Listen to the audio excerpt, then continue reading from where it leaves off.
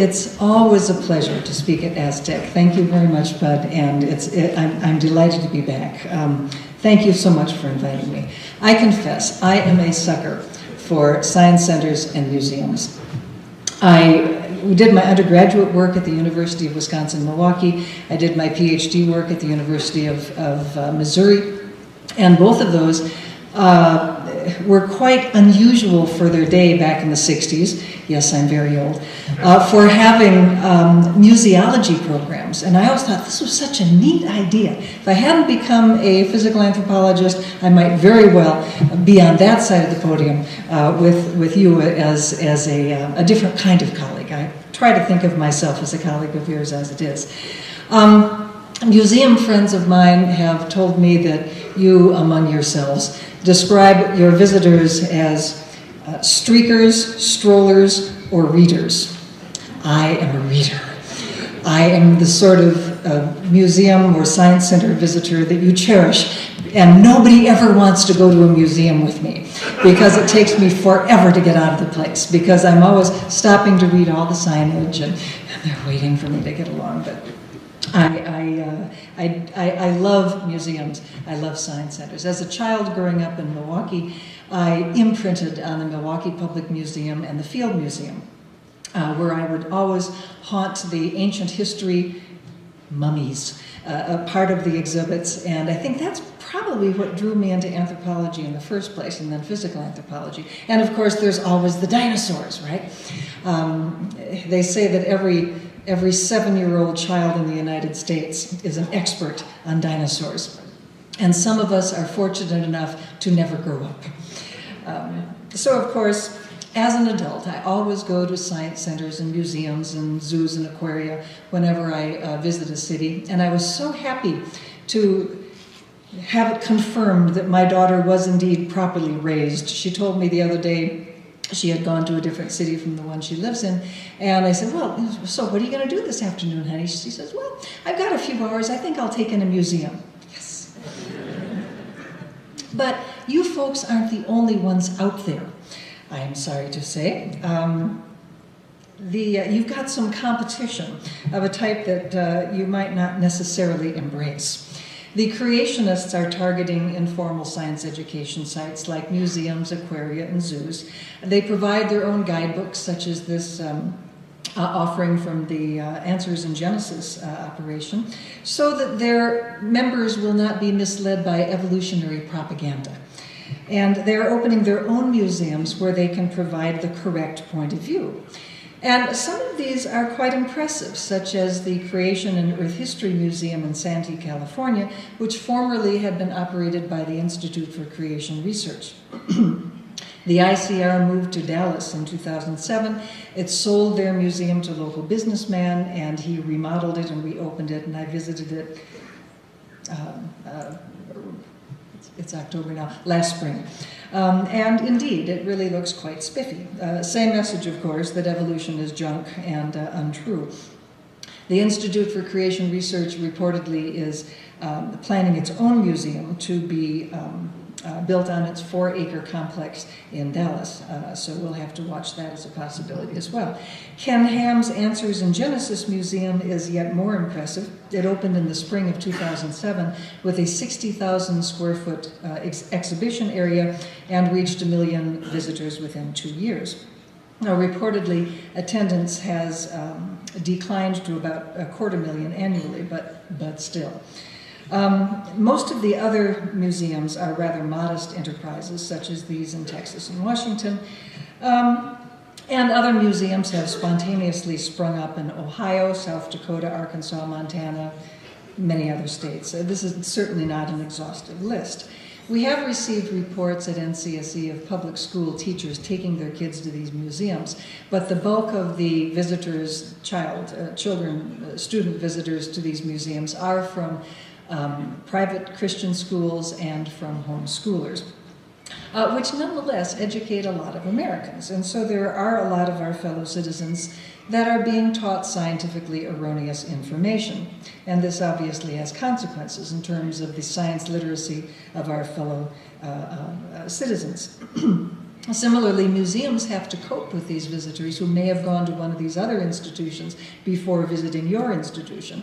And they are filled with a lot of erroneous information about natural history, particularly about the history of life, but also about cosmology. I mean, astronomical exhibits in your institutions also get criticized because they imply that the universe is more than 6,000 years old. I would like to just talk about a couple of ways that you might approach these criticisms that your institutions might reach. There are three contentions that creationists have used for decades. We call them at NCSC the pillars of creationism. And they're good to kind of keep in mind because really you can put all of the arguments that you are likely to face in one of these three categories. And if you understand the generic explanation for each of these three categories, you at least have a handle on how to deal with some of these criticisms. The first, of course, is to attack the science. That the science of evolution, of cosmology, is erroneous. The universe is not ancient. Living things did not have common ancestors. Scientists are giving up on evolution. The second is an ideological complaint. That specifically for evolution and faith are incompatible. You have to choose. It's a dichotomous choice between one or the other. And the third is more of a cultural kind of complaint, that to avoid dogmatism or to encourage critical thinking, teachers should teach both. Museums should have both creationist and standard scientific exhibits. Otherwise, you're being dogmatic and unfair. And Americans like to be fair, so the fairness argument is a really powerful one. I want to talk about three stories that illustrate anti-evolutionism in museums. And which illustrate the application of these three pillars, if you will, to your particular kind of enterprises. The first story I'm going to tell is about the Smithsonian Institution back in 1979. The Smithsonian planned a display, The Dynamics of Evolution, and Congress appropriated $463,000, big money in those days. Dale Crowley Jr. of the National Foundation for Fairness in Education, fairness again, filed suit. He claimed that the SI violated its charter and violated the Constitution's Establishment Clause and Free Exercise Clause. He claimed that an exhibit on evolution was equivalent to the presentation of the religion of secular humanism. And his remedy, which he asked the courts, was to either file an injunction to stop the exhibit entirely or require Congress to appropriate money for equal time for an exhibit on creationism as well. Porter Keir responded, his lawyers responded, I should say, more to the point, and the district court ruled in favor of the Smithsonian. It claimed, it decided that the Smithsonian exhibit did reflect the charter in that the charter of the Smithsonian had the secular purpose of, quote, increasing and diffusing knowledge among men. We assume that that includes women, but that's when it was written. And that the Smithsonian exhibits did not advance religion or inhibit the plaintiffs in exercising their religious liberties. The plaintiffs' free exercise of religion was not inhibited because the Smithsonian exhibit was distasteful to them. That was a very useful ruling, and of course was very useful to the Smithsonian, which could then proceed to present good science to its visitors. So Mr. Crowley lost his suit, but this wasn't the end of the story. Representative William Dannemeyer of California visited the exhibit and was not happy. He wrote, quote, I was surprised how they were so certain in presenting evolution. I'm offended when they teach evolution as fact. It's theory. We can go on and on about theory and science, but you know that story. Representative Dannemeyer is sometimes referred to by his colleagues as dynamiter. But he tried twice to defund the Dynamics of Evolution exhibit, and fortunately these attempts failed. But the Smithsonian nonetheless did disassemble the exhibition, and I have never really talked to anybody who worked there at the time, so I can't tell you why that was so, but the exhibition never really had legs. Another Smithsonian story, only more recently from 2004, Dr. Richard Sternberg was a research associate at the Smithsonian. He was not an employee. He was given privileges to work with the collections at the Smithsonian. And he had a conflict with the editorial board of the small journal Proceedings of the Biological Society of Washington, PBSW, over an article that he published in promoting the intelligent design view. The article had to do with the so-called problems that the Cambrian explosion allegedly has for evolution. It's not a problem. But this is what the article claimed. Now, the editors contended after the article was published that it really was not suitable for this journal. Generally speaking, PBSW publishes descriptive taxonomy. You know, we found a new mollusk in our collection. Here's what it looks like, and here's where it fits on the tree of life, and so forth. So it's a small journal. It doesn't have a large circulation. It certainly doesn't traditionally publish theoretical papers. They also, the editors also concluded that the article did not meet the standards of the journal in terms of expressing accurate science. The peer review process perhaps had not been done properly, and so forth. So the article was withdrawn. Now, Sternberg became a martyr to the creationist cause. He has been held up as someone who has been grossly wronged by the scientific establishment. Consider, though, he didn't lose his job. He wasn't working for the Smithsonian. He still has privileges for using the collections. He didn't even get sacked as the editor because the editorship was already scheduled to transfer to a new editor, which is traditional every several years or so, before the article was published. So really nothing happened to Sternberg in a material sense. But he was presented as a martyr to the intelligent design cause, fighting the good fight against the atheist evolutionist establishment. This is the way this issue is framed. And in the Ben Stein documentary Expelled, he is prominently presented as someone that the atheist scientific evolutionist establishment was out to get, and a sufferer because of his not religious views, but because of his scientific views. The whole idea of reframing creationism and intelligent design as alternative sciences, of course, has been going on for decades. If you didn't see this wretched movie, you didn't miss a lot. But it had a huge rollout in the theaters around the country back in 2008. If you're interested in the story behind Sternberg, there's a website that we put up called Expelled Exposed. And if you go to the section behind the scenes, you'll be taken to this page, and Sternberg is described, the backstory that you don't exactly hear from the creationists. And this is expelledexposed.com, so you can get a lot of information from this site. I won't go into it here. The third story I'm going to tell is a story about a virtual museum, the Museum of Paleontology at the University of California Museum of Paleontology, UCMP. A portion of this virtual museum is a website section for teachers, Understanding Evolution. It doesn't look like this anymore, but that's what it looked like in 2004.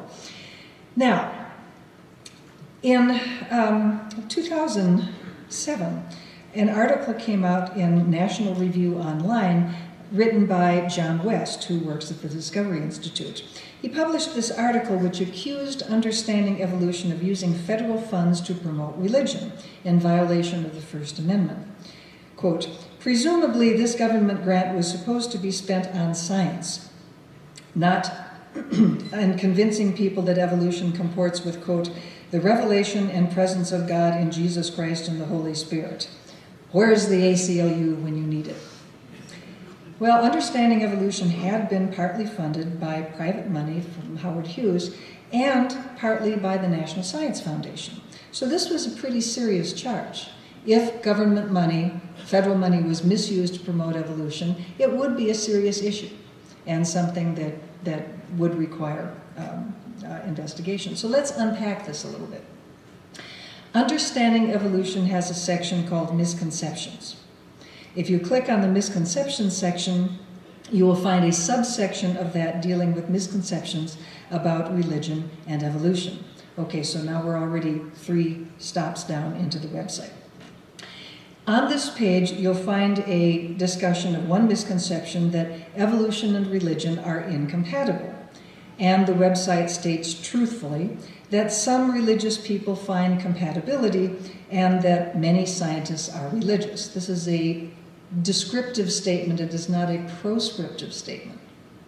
To advocate religion, you have to say, this is better, this is best.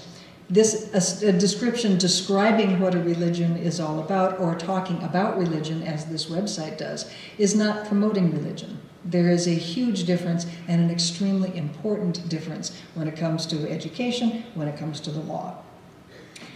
There's also a link on this page to some information on the website of the National Center for Science Education, my employer, to a book called Voices for Evolution. Now, Voices for Evolution is a hardback book. You can order it, it's cheap. And it's also an online resource providing statements on evolution from a large number of different types of organizations: scientific organizations, educational organizations, civil liberties organizations, and religious organizations. I think actually the most useful part of Voices for Evolution, in addition to having the world's cutest otter, I must say, I think the section on religious organization statements about evolution is fine with us. It should be taught.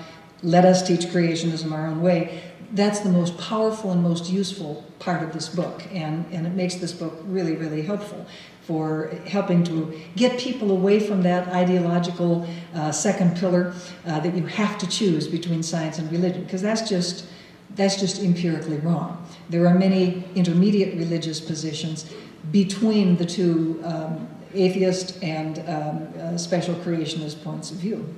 So the religious section of Voices for Evolution has a number of statements from religious organizations, including one from the United Church Board of Homeland Ministries. Now, you have to go pretty far down into this statement to find the offending quote that John West was so distressed about. It's about 6 links down, really, from the home page of Understanding Evolution to the Misconceptions button, to the Misconceptions having to do with evolution button, to the link on that page over to NCSE's website, to the section on religious statements and Voices for Evolution, to the specific one by the United Church Board, and then it's a really long statement, but way at the bottom of that statement is a section called Affirmations. And in the affirmation section, finally, after 6 or 7 links down, you find the offending paragraph about the presence of God and Jesus Christ and the Holy Spirit, which is a statement from their particular denomination. I have this image in mind of some poor intern at the Discovery Institute, laboring away through our website, which is huge. I mean, it's an enormous website, and UCMP is an enormous website.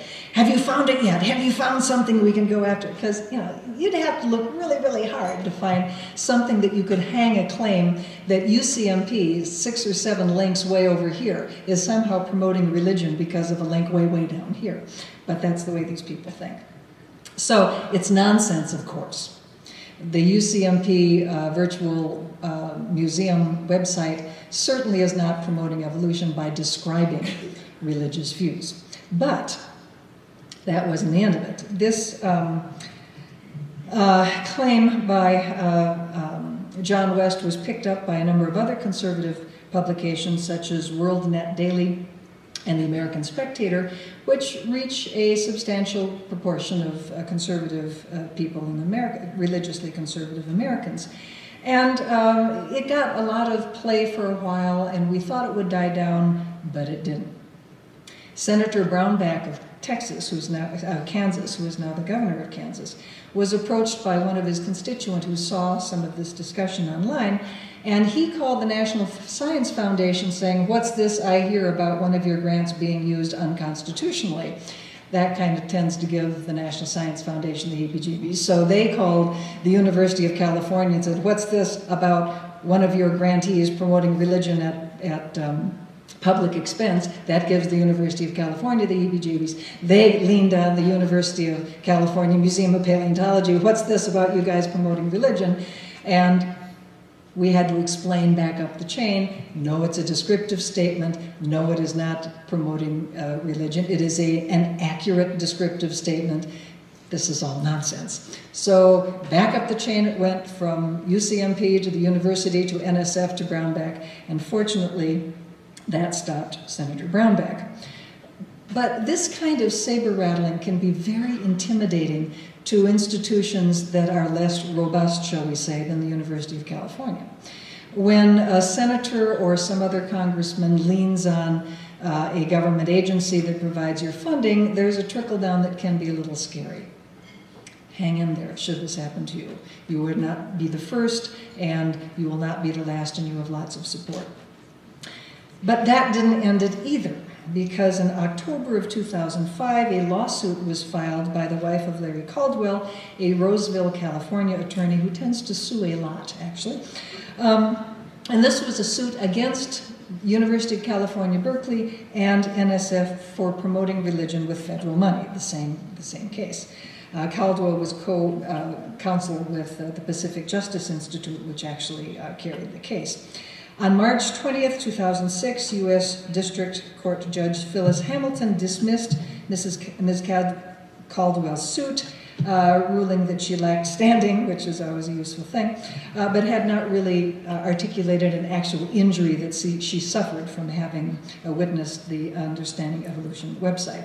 And the Ninth Circuit Court refused the appeal, and finally the U.S. Supreme Court declined without comment to review the case in March of 2009. This is 4 years of nonsense that the university had to put up with because of a false claim. These things are very distracting, in addition to being expensive. They're time-wasting, and perhaps more than anything else, the distraction effect, the disruption of concentration is something that's very, very concerning. Yes, the National Center for Science Education has been involved as an advisor on a number of lawsuits. I will assure you, a lawsuit is the last thing we ever want to do. Sometimes we have some wonderful results like Kitzmiller versus Dover, but we tried very hard to avoid Dover for as long as we could, but finally the only recourse possible was for the citizens to sue. But we always try to solve these problems behind the scenes and avoid trials because they just suck all the energy and time and ability to concentrate on anything else out of the room. And of course, it's expensive. And all this time and concentration and money could be so much better spent on helping people understand science, helping students understand science better in school, helping the general public understand science, which is what you all do. So what can we take away from these three stories? And believe me, there are many more stories than these three, but these are the most picturesque ones, I guess, in some respects. Well, the pillars of creationism are alive and well. The Smithsonian case was a classic example of the attack against the science. Evolution was a bad science. It also is an example of the claim that evolution is incompatible with faith. I could have had 2 arrows going to that. In fact, in most cases, you can get a couple of arrows going, but certainly the UCMP was a very good example of the notion that evolution and religion are incompatible. The fairness pillar is, I think, represented. I have the wrong slide here, I apologize. There's another case involving the Grand Canyon and the erection of religious plaques on in the exhibit, in the interpretive area in the National Park Service there. Sorry, wrong slide. Another example. But the fairness argument comes up also in the Smithsonian case. Indeed, even in the Sternberg case, the argument that, well, we should be fair, we should present intelligent design, give it its day in the sun. Forgetting, of course, to notice that when you're dealing with the scientific pillar, the attack on the science, that in fact, it's not a dogmatic process whatsoever. It is a matter of fact that creation science and intelligent design have indeed been examined by the scientific community, and there's a very large literature out there available at our website and elsewhere that shows interested parties like the general public or students, shows specifically why these scientific claims of creation science or intelligent design really are inaccurate, not representative of good science, and are simply just wrong. And so they should not be taught in schools, they have not earned the right to be presented in your science centers and museums. And I would suggest to you that that is the approach that you can take if someone challenges you in your institution that, oh, well, haven't you heard? Scientists are giving up on evolution. You don't want to appear dogmatic. That's the last thing you want to do. What I suggest that you do is the same thing I suggest to teachers. Kick it upstairs to the scientists in a way that does not make you sound dogmatic. So what you can say to a parent or some email or nasty letter that you get in reply, you can say, well, our job is to present and interpret. You're interpreters of science, generally not producers of science. Some of you are museums that are research institutions. That gives you a little extra clout. But in general, most museums and science centers, zoos and aquaria, are interpreters of science, like a science teacher. Our job is to present to the public the most accurate version of the consensus of science as scientists report to us. If creationism or intelligent design is correct science, if evolution is inaccurate science, the scientists will tell us, and we will then change our exhibits. The burden of proof is on those who challenge the consensus view of science. That is how you handle the attack on science, that evolution is a theory in crisis. If you have to deal with the second pillar, the ideological pillar, the idea that evolution and religion are incompatible, it's a dichotomous view, you're either an atheist evolutionist on this side or you're a good Christian creationist on the other side, break apart that dichotomy. Dichotomies are inaccurate in almost every case. In almost every case of everything we think of, there's a continuum rather than a dichotomy. And there surely is a continuum when it comes to evolution and creationism. Point out the fact that the majority of Christian denominations accept evolution as the way God did it. Catholics and mainstream Protestants do not accept the six-day special creation point of view that the anti-evolutionists want you to present in your exhibits. They accept a theology called theistic evolution. You don't have to be an expert on Christian theology. What you just need to do is point out a resource like Voices for Evolution. That's why we wrote it. You can point out a resource like Voices for Evolution that breaks apart that dichotomous view, that shows that there are intermediate positions. The fact that there are intermediate positions means that evolution is not necessarily incompatible with religious views. It is incompatible with some religious views, but some religious views are not all religious views, and that's the distinction to make. We do not favor at my institution, you can say, privileging one religious view over another, so we don't present religious views in the context of science. We present the consensus view of science, again, reflecting the scientific pillar. The fairness pillar is the hardest one you have to deal with, because Americans are really wired for this view that we want balance, we want fairness, we want everybody to have their opportunity to speak and be heard, and that's a wonderful, wonderful cultural tradition. I am all for it. If there's one thing I am a fundamentalist about, it's free speech. But science is not a democratic procedure. We don't vote on how the natural world operates. Sometimes when I'm speaking before a largely scientific audience, I'll ask how many biologists are there, and a whole bunch of hands will go up. Okay, so how many of you would prefer Lamarckism to natural selection? And all the hands stay up, because who wouldn't, really? Lamarckism is such a better way to provide adaptation than the nasty, brutal, and short, wasteful process of natural selection. If you really understand natural selection, it's nasty, brutal, and short. It's not a great way of getting stuff done. That's the deck we were having. That's the deal we have to play. So, we can't vote on on how the world works. We have to discover how the world works, describe it, understand it the best we can, and interpret it for our visitors.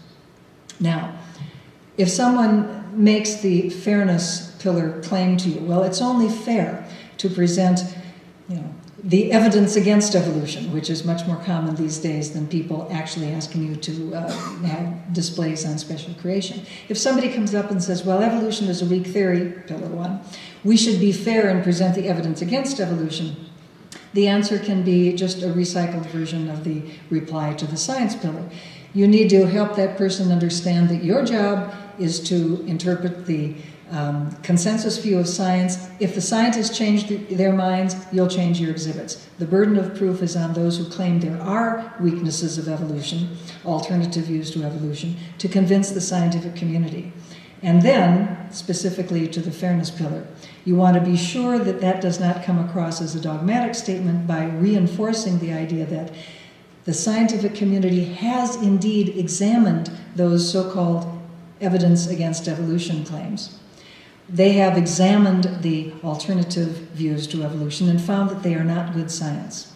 So if the proposers of these views come up with something new, we'll consider it. And that is a much more effective way of dealing with that. You want to embrace the idea of fairness? We do. We're all members of American culture. We appreciate fairness. But there's also the aspect of merit. Because science is not merely an aspect of listening to all views. We do listen to all views, but only the views that work, only the explanations that actually help us understand nature are the ones that go into the textbooks, are the ones that go into the museum exhibits. So the burden of proof is on them to demonstrate that their explanations, that intelligent design, actually helps us understand biology. It doesn't. So, you'll find more on this information if you go to ncsc.com. We have an electronic newsletter. If you click that button over there, we have several thousand people who every Friday get this very informative and depressing newsletter. So we would encourage you to take a look at that. If you go to the news button, you get taken to this page where you can sort by year or by state and find out what's going on in the creationism and evolution controversy.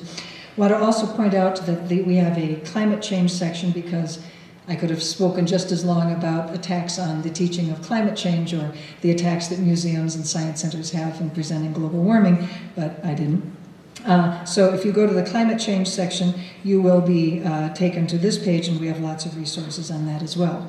You'll find more resources on our YouTube and our Facebook page, and clearly my colleagues deserve the credit for the successful institution that National Center for Science Education is, ncsc.com.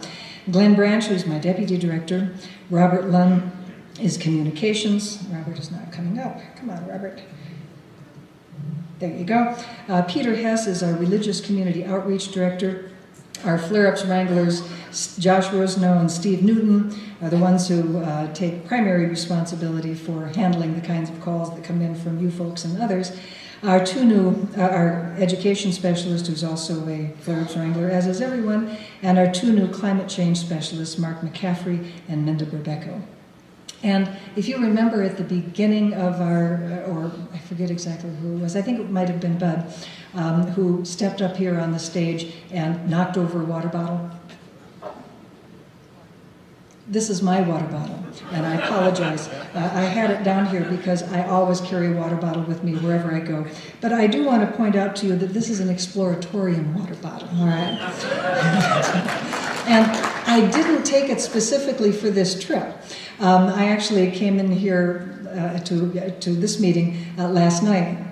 I was in Washington, and as usual, I just put a water bottle in my briefcase, and it's either going to be the Exploratorium or it's going to be the California Academy of Science, because I belong to every science museum in the Bay Area. So thank you, Aztec, for what you do.